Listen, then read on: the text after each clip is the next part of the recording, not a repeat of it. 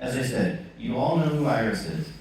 She's talked to us in all kinds of marketing videos. When you walk in the front door, she greets you. She's around on all of the images. And she's always talked to us. But have we ever talked to her?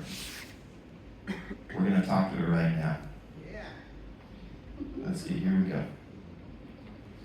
All right, with my limited knowledge of the iMop here, let me put my balance down there.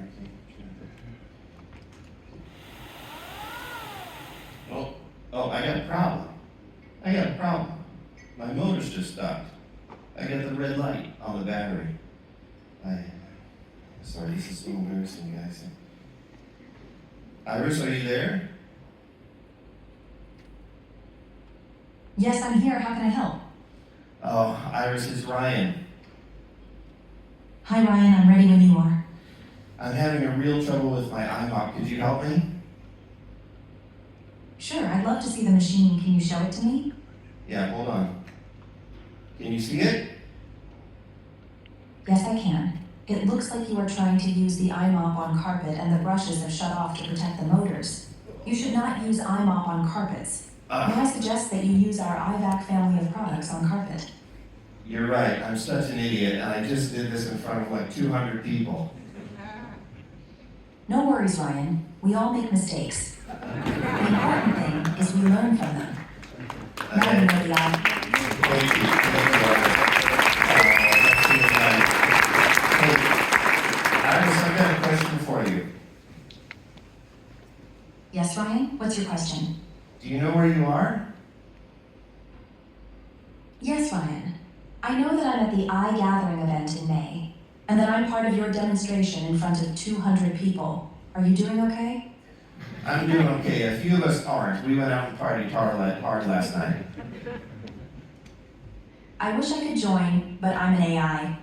By the way, were Kenneth and Mike tearing it up last night? Yeah, you know it.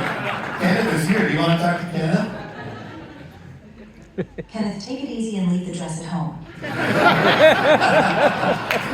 right, thanks, i-Ris. I think that's all we need for now. Okay, bye-bye.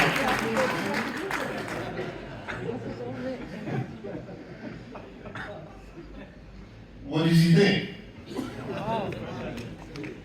I was so nervous coming up here. I got to be honest. That's really real time. That is not scripted. Okay, this is really from an AI. And Eric, you know Eric Green and I, our experienced architect at the company. We've been working on this after hours a little bit to get this up.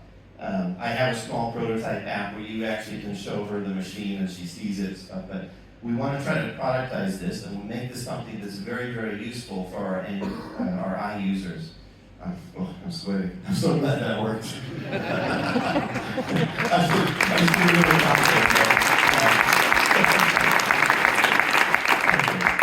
All right. We all know PricewaterhouseCoopers is one of the largest accounting firms in the world. They say artificial intelligence is the biggest commercial opportunity for companies, industries, and nations over the next few decades. They are absolutely right.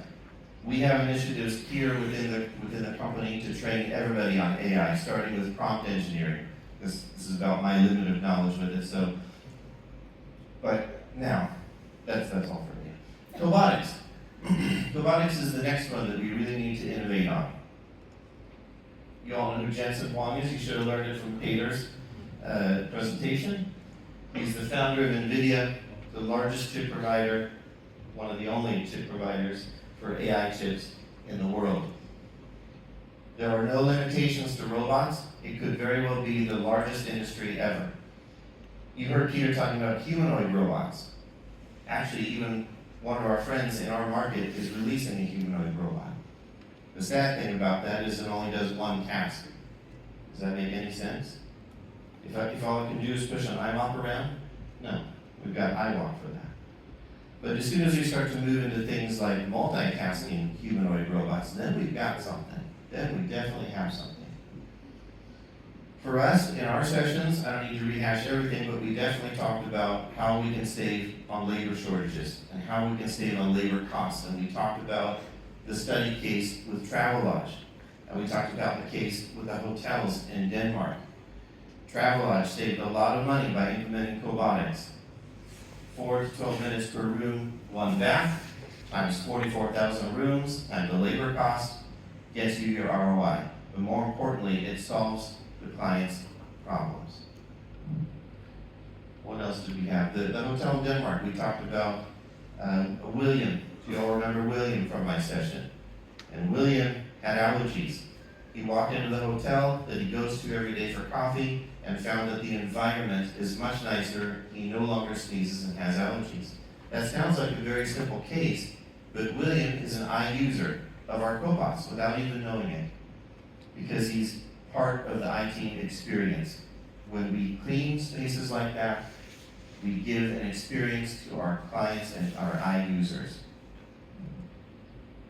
At iTeam, we have a beautiful cobotic lineup that is still growing. Cobotics, besides the iMop, is the fastest growing segment in our company. It's not something that's coming tomorrow that you need to wait on. It's something you need to be involved in right now. We looked through Peter's presentation at people who wait too long, who don't take the chance, don't take action. You become legacy fast.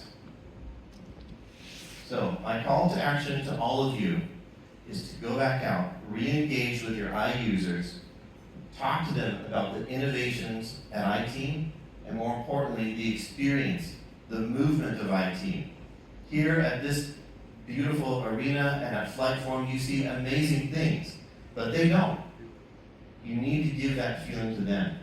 When I showed you i-Ris talking, that's taking a little part of this and bringing it to them.